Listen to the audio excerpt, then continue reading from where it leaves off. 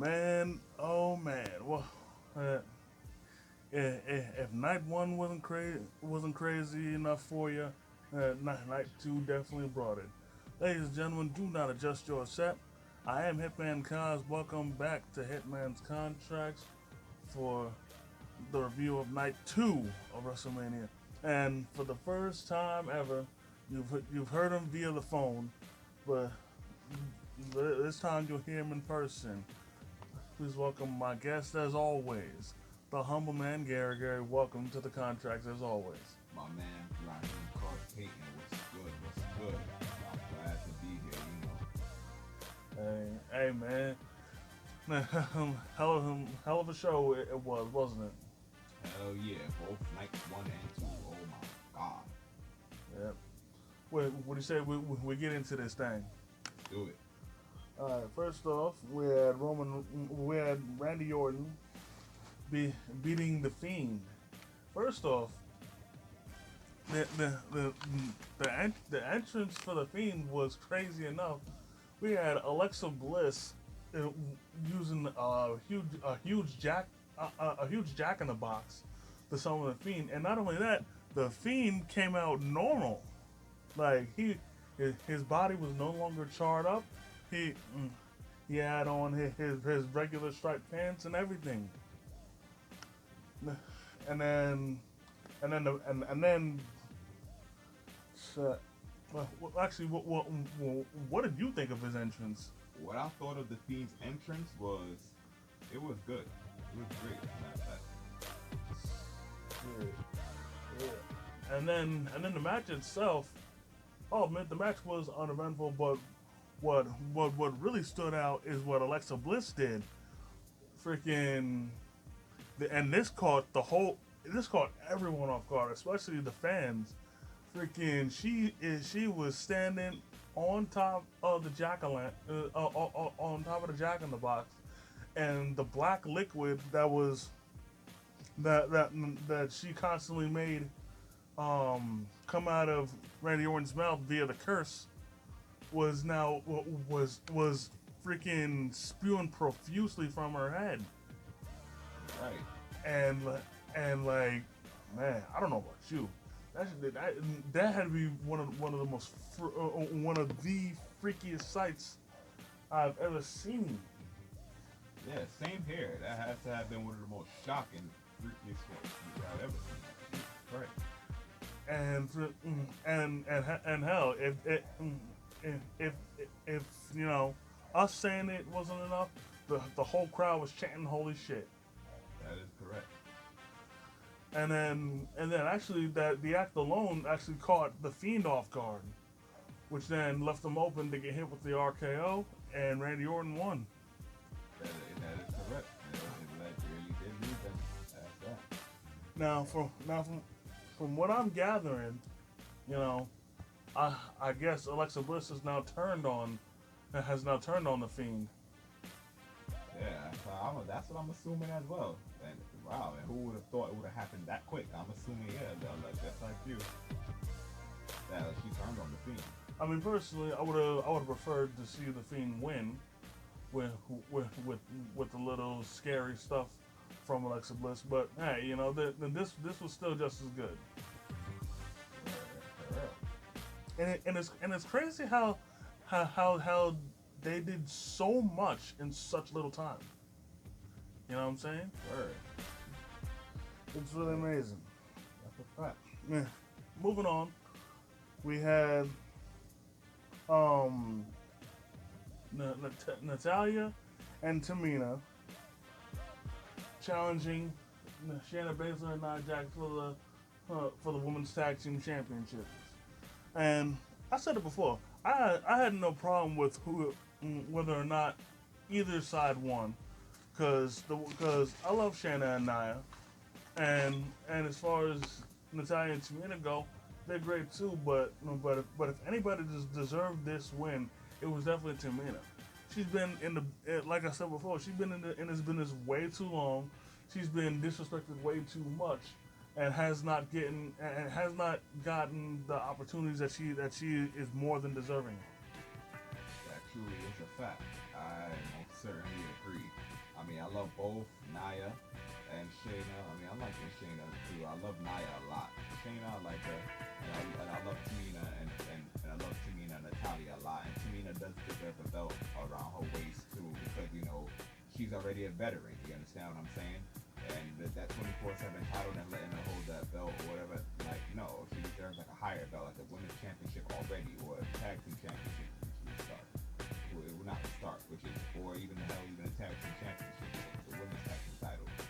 I didn't mean to say for a start, because like I said, she's been in the business for a while and she's a veteran. But I was like, come on, and like you said, my man, because like she's been disrespected, like, come on with all that. She's from a wrestling family as well. I mean, do you guys remember who the hell her cousins are in there with them, but who was one of the cousins in the business that's been in there before them, who paved the way for them, and who her father was? Like, come on, WWE, get it together, man. Yeah, and I understand, her father's past and whatnot, but as far as I'm concerned, that's still accusations. I still want proof, but that's another story for another time. Anyways, closing moments of the match, freaking Natalia basically had Nia right where she wanted her, but Shayna hit Nia with a blind tag, and then Natty locked in a sharpshooter on Nia. However, she didn't realize that Nia was no longer the legal woman, which then left her wide open to get locked in the Kirifuda clutch. And I find it funny that while she was in the Kirifuda clutch, she still had the sharpshooter locked in. Not that it'll make a difference, but yeah. And when it comes to the Kirifuda clutch, there are only 3 options: either tap, nap, or snap. And she took a nap. And Nia and Shayna successfully retained the belts. I'll be honest, this match was better than expected. Like, no offense to Natalia and Tamina, but I thought they were gonna purposely underperform, But they definitely stepped up and rose to the occasion, and I found it funny that they had to act as the pseudo faces, because both teams are heels. Yes, sir. Yeah. Moving on, we have Kevin Owens versus Sami Zayn, a rivalry that is spanned the globe and is resurfacing itself once again in WWE. Now, I can honestly say this is one of the few stories that definitely, that no matter how many times they face off, the matches don't get old. Like, if you see Randy Orton versus John Cena, people got tired of that a long time ago. If you see John Cena versus Triple H, people got tired of that. If you see The Rock versus Triple H, people got tired of that. But no matter how many times Kevin Owens and Sami Zayn face off, I've never gotten tired of them facing off, just because they always can make the match great. That is correct. That's correct. I mean, they put on great matches against one another, great 5-star matches against each other. So no matter how old it is, it gets renewed and it gets done and renewed again. Their matches and rivalry is really great. Yeah, and I'll say this with Sami Zayn, he's really gone off the deep end with this whole conspiracy crap. He really has. Cause I mean, at this point, this dude's like crazed about it. Yeah, that's correct. It's controlling his psyche and everything, man. Like, geez, like, sheesh. It really is. I agree with you on that. And I thought he would have a bit of insurance in this match, via Logan Paul, but Logan was just sitting by and watching the match. Yeah, he was. But great match as usual from the two. I expect nothing less. But Kevin Owens did win, and then Logan tried to extend a bit of congratulations to Kevin Owens, which caused Sami Zayn to start wilding out, and then eventually Logan pushed Sami down, but not. And then after that, he again tried to congratulate Kevin, but he ate a stunner. Yeah. Right. Moving on, we have the original bro, Riddle, defending his U.S. title against Sheamus. Now, now going into this, Sheamus already had one up on him, uh, previously defeating him on Raw, and okay, again, front these two really have good chemistry, because this match was excellent. What you think? I think too that the match was real excellent. And you know, And that bro, the way he ended it with that bro kick and yes, busted Matt Riddle open. ladies and gentlemen, if you didn't see the match, you missed. Like the ending was so spectacular. Riddle tried to go. I think he tried to go for a moonsault.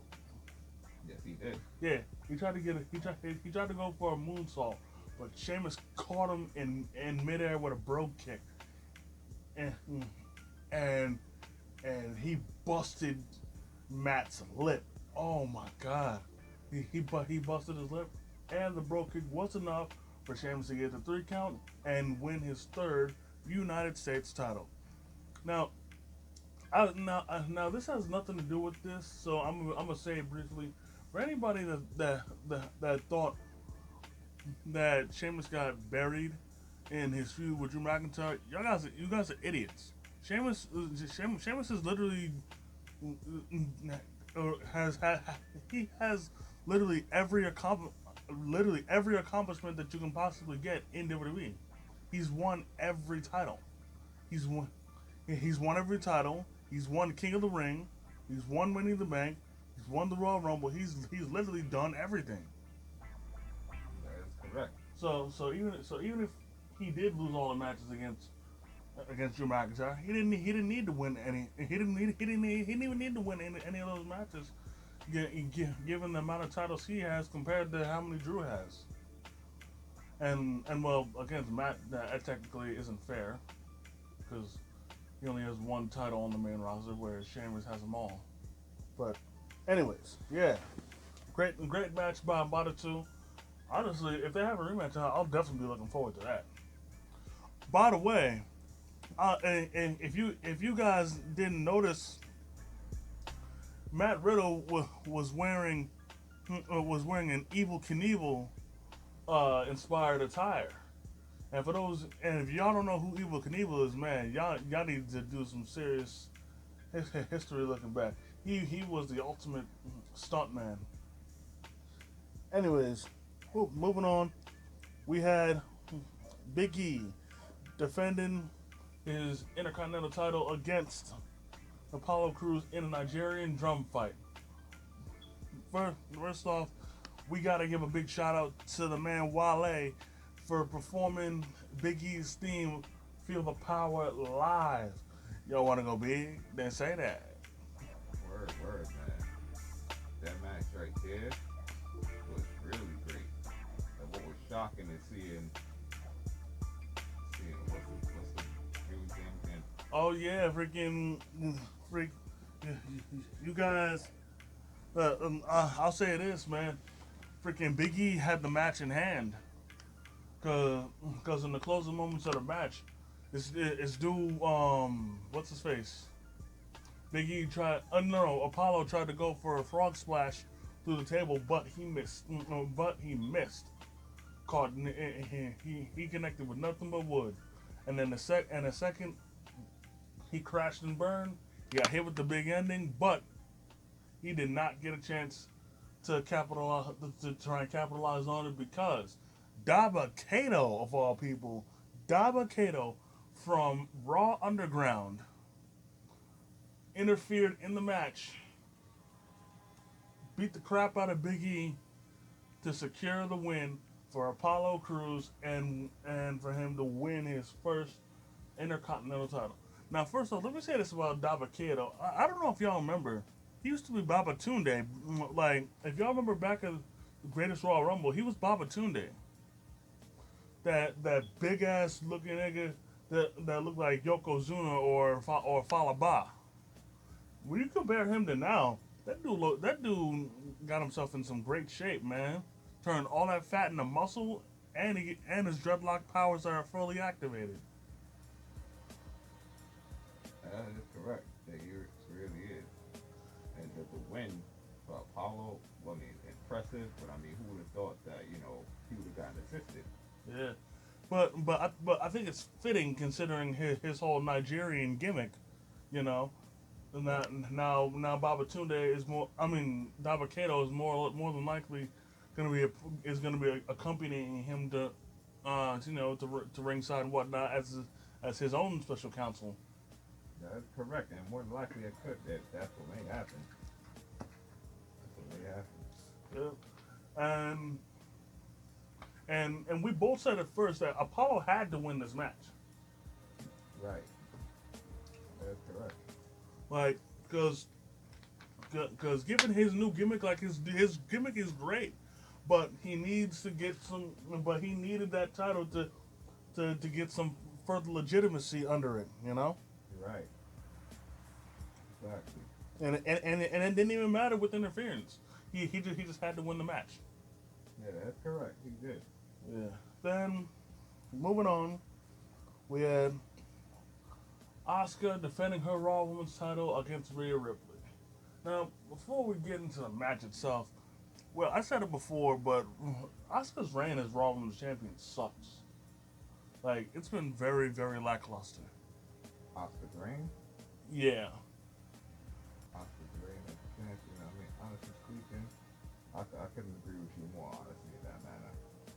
Because, I mean, before then, when was the last time you remember her defending the title? The last time I remember Oscar defending the belt, honestly, see why I made that sound while I'm trying to think. Exactly my point. I'll have to, yeah, that's a good point. Honestly speaking, probably, Jesus, when the hell? Exactly my point. I have to say the Royal Rumble? I'm not Or sure. if it wasn't the Royal Rumble, probably TLC. But again, you're proving my point. Exactly. You know what I'm saying? Because Charlotte came in the mix, and then that's when they became the women's tag team champion. Yeah, but then she caught COVID and she got taken out. Look, I ain't wishing no disease upon anybody, but I honestly saw that as a blessing in disguise because I did not want to see Charlotte win another title once again. You know what I'm saying? She already has enough. Let somebody else get it. Exactly. And you know, my man, I was saying the same thing. Not that I would never ever wish this on anybody, but it's kind of good that she wasn't at WrestleMania because, like you said, my man, you and the other wrestling fan like myself and the other wrestling fans out there will agree. There's other women out there that's deserving and need a chance. Even on in a couple months, it's gonna make it 2 years when Charlotte was on SmackDown, Liv Morgan was on SmackDown, and Shane McMahon was still on his heel, starting his rivalry with Kevin Owens. Charlotte Flair was in the ring and whatever, and saying, and Liv Morgan took the ring and was saying, you taking up time, TV time, whatever, TV time or whatever, and you taking up time from others who deserve a chance and need a chance. That exactly was correct. Who would have thought they would have made her say that and her say that? Whether that was scripted or not, I would agree. I'm pretty sure all the other wrestling fans out there agree with us too. Yeah, and don't get us wrong. This ain't sour grapes, and we ain't slinging no mud. Like we recognize the immense talent and skill that Charlotte has. We're just saying that she gets way too much compared to everybody else. You know. Exactly. But anyways, but we're getting too far off topic. Anyways, you know what I'm saying. Oh, shout out to whoever does the vocals for Rhea Ripley's theme. She tore up the stage. You know. Yeah. And the Raw Women's Championship match, it was great too, and all of that. I mean, Rhea Ripley winning was very great. Honestly speaking, I have to say it's too soon for her to win it. So, I mean, what they should have done was push her slowly. So I don't know if this was them making her take Charlotte's place due to the fact that it was supposed to be Charlotte versus Asuka or whatever. But let me tell you something. If Rhea wasn't in it, had it been Charlotte versus Asuka, I would like to see Asuka winning as a revenge from when they fought at WrestleMania 3 years ago. And had this had been Rhea versus Charlotte, And if Rhea and Charlotte win, have a rematch, I hope they give it to Rhea as in that win, seeing as how Charlotte beat her last year at WrestleMania. But I'm glad that Rhea Ripley's a Raw Women's Championship. It's a Raw Women's Champion. She got the belt, but they should have made her give it to her at a later time. But it's great that she got it. I hope they let her hold it for a long time and push her directly and don't bring her, lower her down again. Please don't. Yeah, I feel you. Now, finally, the main event, the moment we've all been waiting for. Freaking Roman Reigns defending the Universal title against Edge and Daniel Bryan. Man, there was a lot of variables going into this match. I was nervous as shit. Well, like especially towards the end, man, because it was getting pretty hairy. Yeah, it was. It really was, honestly speaking. Freaking, especially, I honestly thought Edge was gonna win it. Right, it was. Yeah, because he hit because he hit Daniel Bryan with the concerto, but then I'm sorry, man. I know it's no DQ. I know it's a but Jet Uso just had to ruin it because he did not need to interfere in the closer moments of the match, man. But it did make for a dominating ending with Roman pinning both Edge and Daniel Bryan at the same time. Right, exactly. Honestly speaking, I wanted either my boy Roman Reigns to win or my boy Edge or my boy Daniel Bryan, but I really wanted my boy Roman Reigns and my boy Edge to win. But I'm glad my boy Roman Reigns won. And I was happy and shocked at the same time. Happy that he won, but shocked seeing that they made him win. Because it's being said that my boy Edge was supposed to win, and of course, if they were to win, it would be him pinning Daniel Bryan, so they don't let Reigns look weak. But because as you know, this year made it 10 years since Edge retired, had relinquished the belt. So seeing that's what happened. This is like Edge's comeback story. We all thought Edge would have been the one to win. So I don't know what happened. Just like the WWE Championship match yesterday, the WWE Universal Championship match was shocking, just like it. Yeah, something tells me that they're gonna keep this storyline going. Yeah, something I couldn't agree with you more, honestly speaking. But also one last thing, that spot where Edge and Daniel Bryan both put in put in the crossface and the yes lock on Roman Reigns was beautiful. Oh yeah, that truly was beautiful. Honestly speaking, that was. That really was. That would have to be one of the best moments of that whole match. Period. Yep. But you know, I'll tell you what, this definitely outshined night one, and it was overall a great WrestleMania. I definitely enjoyed every last minute of it. Yeah, I enjoyed it too. But you know what I'm saying, ladies and gentlemen, this is gonna wrap up this episode of Hitman's Contract. I definitely want to thank the humble man Gary once again for. Anytime, always glad to be on your show, my man, Cos Payton, of course. Yep. Yeah. And if y'all enjoyed this video, go ahead, hit the like button. Comment if you feel like it.